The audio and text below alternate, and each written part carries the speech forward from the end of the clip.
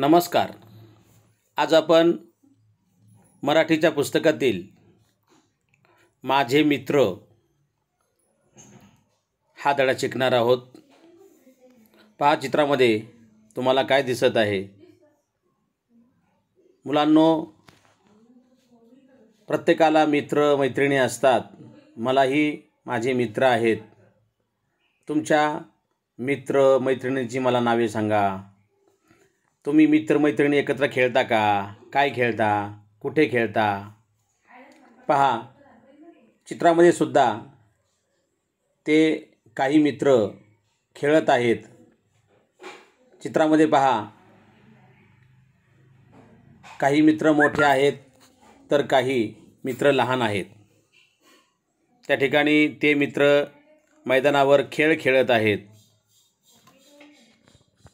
पहा, चित्रामध्ये या ठिकाणी चित्रामध्ये तुम्हाला काय दिसत आहे? पहा, चित्रामध्ये तुम्हाला एक मुलगा, झाड, पक्षी, फुले, फुलपाखरू हे सर्व काही दिसत आहे. मुलगा काय दाखवतो आहे पहा बरं चित्रामध्ये आपल्याला? तर मुलगा फुलपाखरू दाखवतो आहे. पहा, त्या मुलाचे मित्र कोण? आकाशात उडणाऱ्या मित्रांची मला नावे सांगा बरं. मग कोणकोणते असे पक्षी आकाशामध्ये उडतात? कारण हे पक्षी आपले मित्रच आहेत. तर त्या आकाशात उडणाऱ्या पक्ष्यांची नावे सांगा बरं. बरोबर, कावळा, चिमणी, पोपट, बगळा, कबूतर, फुलपाखरू हे सर्व पक्षी इत्यादी काही पक्षी आकाशामध्ये उडतात.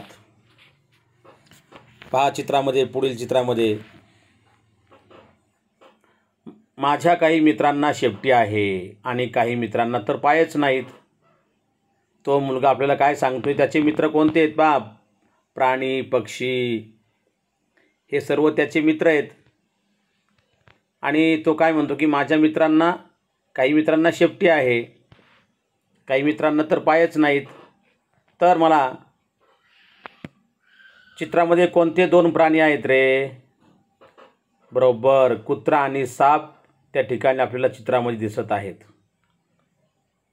आता मला शेपटी असलेल्या प्राण्यांची नावे सांगा. कोणाला शेपटी असते? पहा, आता त्या मुलाच्याजवळ तो कुत्रा आहे, त्याला शेपटी आहे.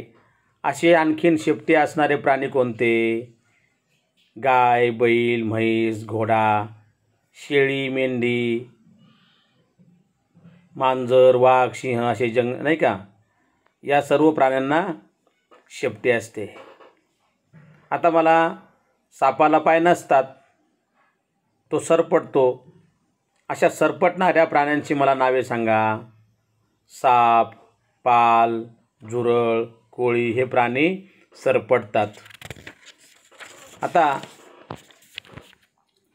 पुढचं चित्र पाहायचं आहे. पहा,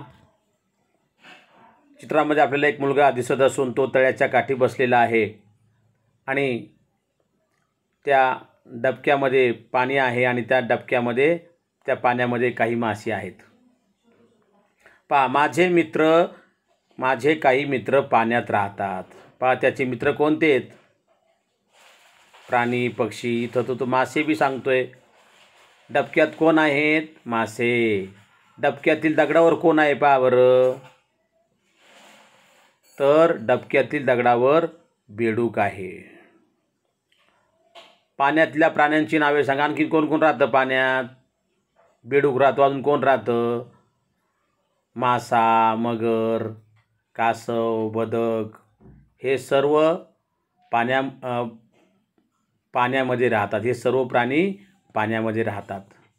अशा प्रकारे आकाशात उडणारे पक्षी, जमिनीवर राहणारे पक्षी, पाण्यात राहणारे पक्षी, हो की नाही, हे सर्व आपले मित्र आहेत. आता तुम्हाला समजलं का आपले मित्र कोण आहेत? तर आकाशात उडणारे पक्षी, जमिनीवर राहणारे प्राणी, पाण्यात राहणारे प्राणी हे सर्व आपले मित्र आहेत. अशा प्रकारे हा धडा या ठिकाणी आपण समजून घ्यायचा आहे. धन्यवाद.